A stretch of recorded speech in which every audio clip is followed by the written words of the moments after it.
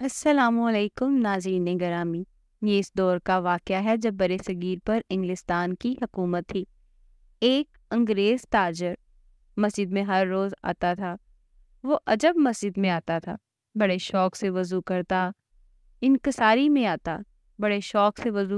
انکساری سے نماز پڑھتا، بہت دیر تک سجدے میں گرا رہتا اور ایسی محبوبیت کے ساتھ دعا کرتا کہ پاس بیٹھے ہوئے لوگ بھی اس کے سوز و گداز کو محسوس کرتے تھے۔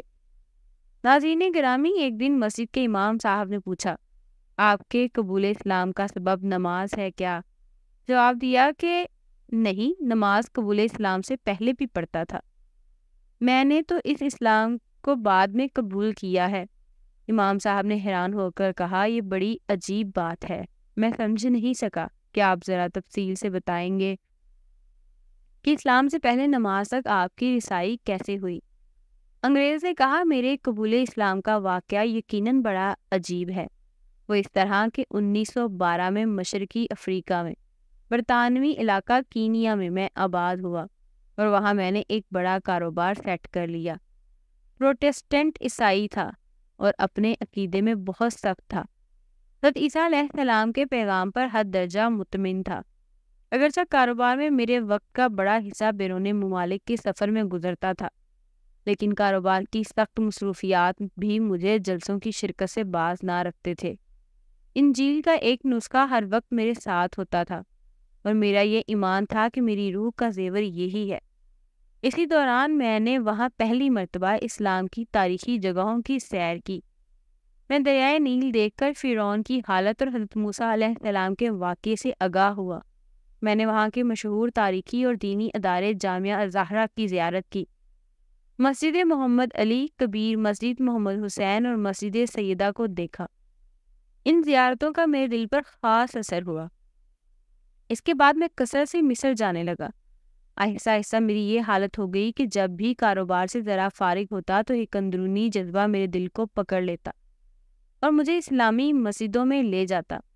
میں وہاں خدا پرستی کی کچھ ایسی دل نواز کیفیتیں دیکھتا کہ جن سے دل کبھی سیر نہ ہوتا تھا۔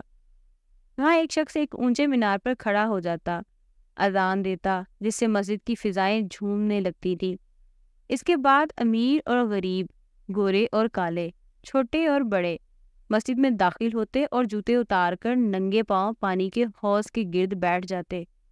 پھر یہ لوگ اپنا ہاتھ پاؤں کئی مرتبہ دھو کر صاف کر لیتے۔ اس کے بعد سب لوگ قطار بنا کر مسجد کے اندر بیٹھ جاتے۔ اس کے بعد اقامت کہی جاتی اور تمام حاضرین نہایت ہی ادب اور وقار سے صفیں بنا لیتے۔ یہ منظر دیکھ کر مجھے میدان جنگ کی منظم اور مرتب صفیں یاد آ جاتی تھی۔ پھر نماز شروع ہو جاتی اور تمام مسجد میں ہیبت و جلال اور سکون کی کیفیت چھا جاتی۔ پھر دل کو چھو جانے والے رکوع و سجود کے مناظر میری آنکھوں کو دیکھنے کے لیے ملتے تھے۔ یہ مناظر مجھے بہت دلکش لگتے تھے، اور یہ کہ جس شخص میں ذرا بھی عقل و احساس موجود ہو وہ ان سے متاثر ہوئے بغیر نہیں رہ سکتا تھا۔ دیکھنے والے کو اللہ تعالیٰ کی شان نظر آتی تھی اور انسان محسوس کرتا تھا کہ گویا اس دنیا سے بلند ہو کر کسی دوسرے عالم میں کھینچا جا رہا ہو۔ سچ پوچھئے، نماز کی دلکشی اور جاذبیت کا اثر گویا جادو کی طرح میرے دل پر اثر انداز ہو رہا تھا، اور نماز کے عمل کی خوشنمائی نے میرے دل کو ہر روز مسجدوں میں لے جانے لگا، اور یہ کہ کاش میں ان کے ساتھ شامل ہو سکتا۔ صفیں بندھی تو میں خیال کرنے لگتا، اے کاش میں بھی دوڑ کر ان کے ساتھ مل جاؤں۔ سجدے میں گر پڑتے تو میرا دل بیٹھ جاتا کہ میں ان کے ساتھ کیوں شامل نہیں۔ آخر میرے دل میں خیال آیا کہ میں ایک بار میں بھی نماز پڑھ کر تو دیکھوں کیسا روحانی سکون ملتا ہے۔ جب میں نے پہلے دل میں خیال آیا کہ ایک بار میں بھی تو نماز پڑھ کے دیکھوں، جب میں نے پہلی دفعہ نماز پڑھی تو مجھے ایسا روحانی سکون ملا جو زندگی میں مجھے کبھی نہ ملا۔ دوسرے مسلمانوں کے ساتھ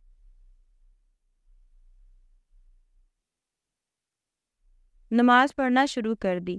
اب میں مسجد میں خوشی کے ساتھ داخل ہوتا تھا، لیکن جب نماز کے بعد واپس لوٹتا تو محسوس کرتا کہ گویا دوسروں کا دامن مراد پھولوں سے بھرا ہے اور میرا دامن خالی ہے۔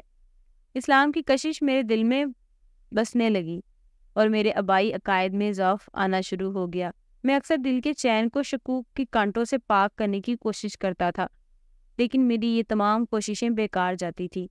مجھ پر حضرت محمد صلی اللہ علیہ وآلہ وسلم کے دینی علوم کی خواہش غالب آ گئی اور میں مطالعہ اسلام کے لیے بہت بے چین ہو گیا۔